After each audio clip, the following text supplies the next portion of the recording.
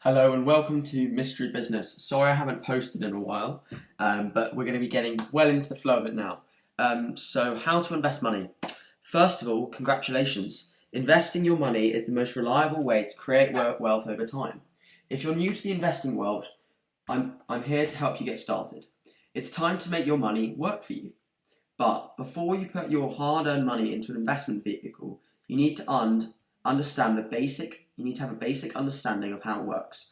Here are some of the ways to invest money. So there are stocks. Stocks are investments in a company's future success. When you invest in a company's stock, you profit along with them. Bonds. Just as borrowing money is a part of life for most people, companies and others also borrow money by using bonds. Index funds. This popular investment vehicle tracks a market index and helps balance your portfolio.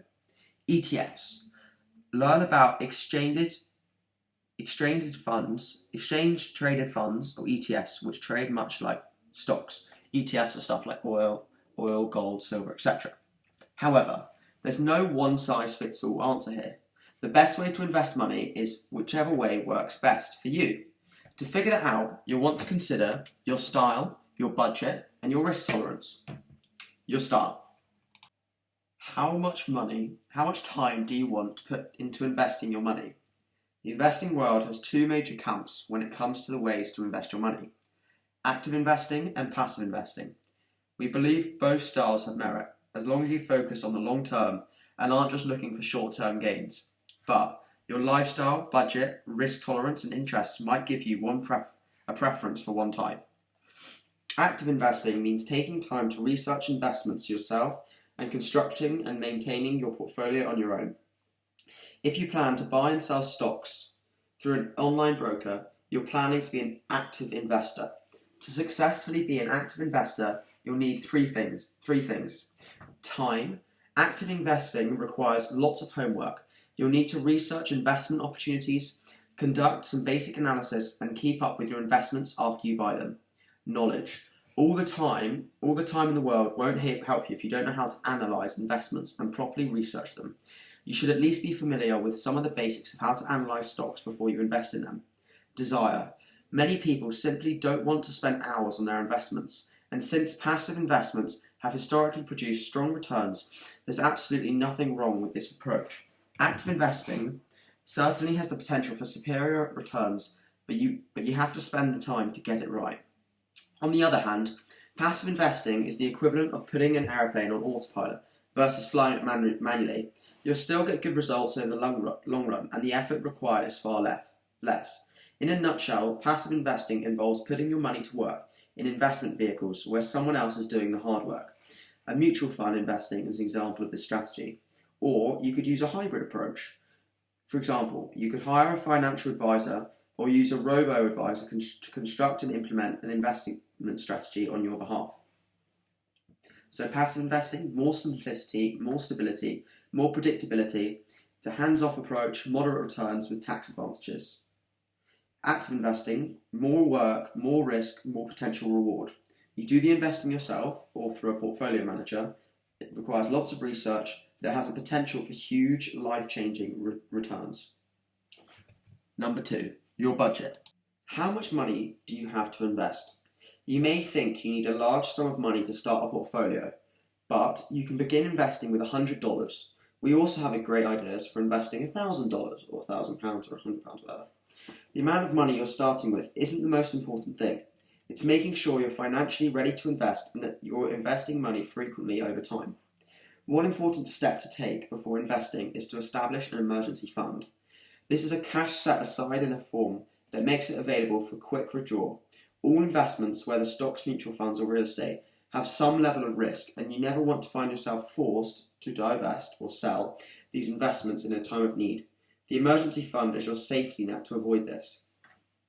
Most financial planners suggest an ideal amount for an emergency fund is enough to cover 6 months' worth of expenses. While this is certainly a good target, you don't need this much set aside before you can invest. The point is that you don't want to have to sell your investments every time you get a flat tire or have some unforeseen expense pop up. It's also a smart idea to get rid of any high interest debt, like credit cards, before starting to invest.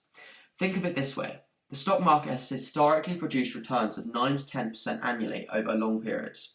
If you invest your money at these types of returns and simultaneously pay 16, 18% or higher APRs to your creditors, you're putting yourself in a position to lose money over the long run.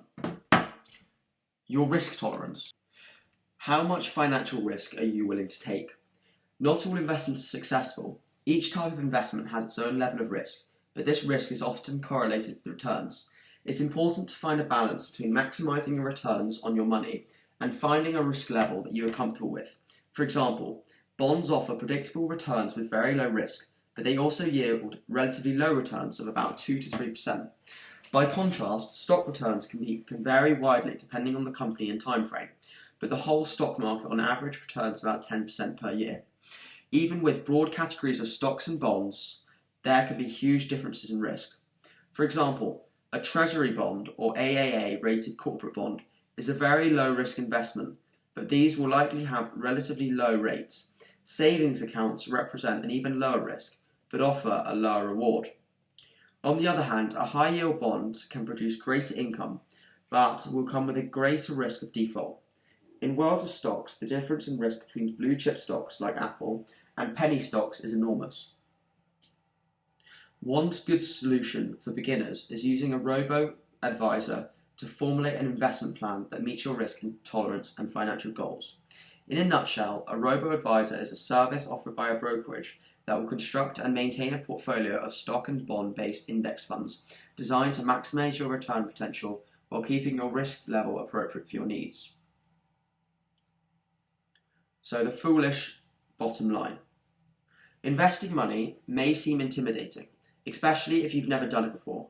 However, if you figure out how you want to invest, how much money you should invest, and your risk tolerance, you'll be well positioned to make smart decisions with your money that will serve you well for decades to come. So that's it. I hope you enjoyed this video, and I hope it's been very informative. If it has been, please leave a like and subscribe, and any questions you may have in the comments. Thanks.